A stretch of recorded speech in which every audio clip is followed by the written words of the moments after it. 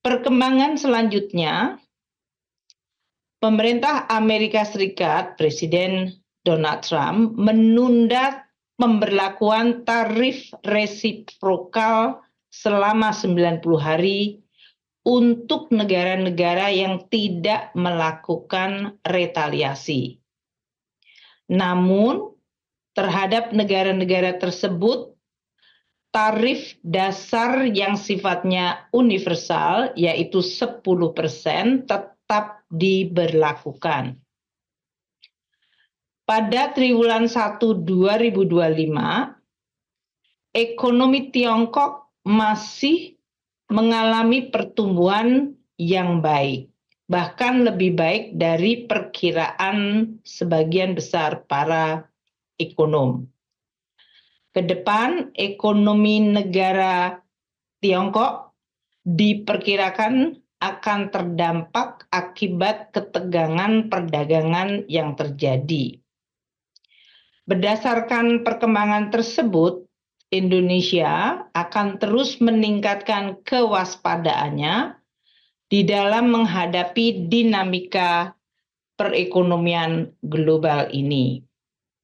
Pemerintah akan terus aktif melakukan mitigasi awal, termasuk melalui proses negosiasi dan komunikasi dengan pemerintah Amerika Serikat, dan juga sesuai arahan dan instruksi Presiden Prabowo melanjutkan deregulasi, terutama dengan menghilangkan hambatan non-tarif antar berbagai seluruh kementerian lembaga.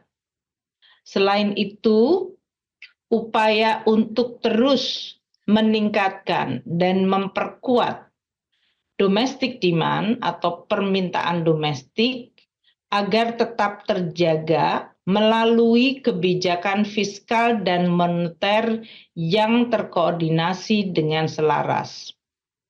Indonesia diperkirakan dapat mengendalikan dampak negatif ketidakpastian global dan tetap menjaga stabilitas sistem keuangan, serta memelihara momentum pertumbuhan ekonomi. Ke depan, ekonomi Indonesia akan berpeluang untuk terus tumbuh secara berkesinambungan.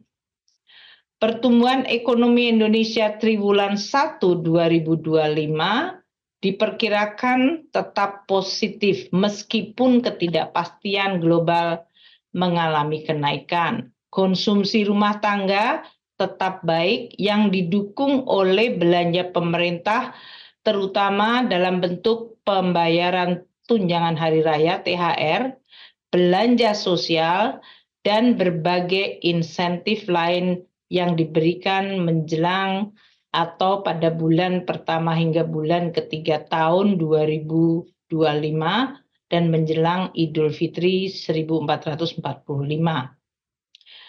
Selain itu, keberlanjutan dari proyek-proyek strategis nasional di berbagai wilayah dan meningkatnya konstruksi properti swasta diperkirakan meningkatkan kinerja investasi. Investasi swasta masih baik didukung oleh keyakinan produsen yang terlihat pada aktivitas manufaktur Indonesia yang masih pada zona ekspansif.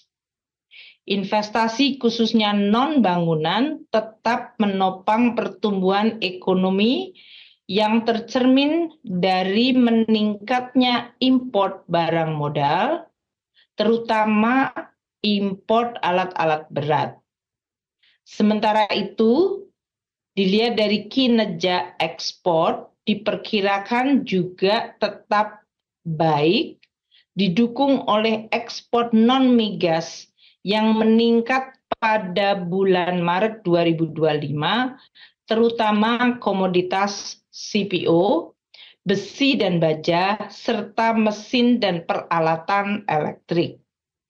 Pemerintah juga aktif menjajaki potensi perluasan ekspor produk-produk unggulan di pasar ASEAN Plus 3, BRICS, dan di Eropa di tengah kebijakan tarif resiprokal yang diterapkan oleh Amerika Serikat.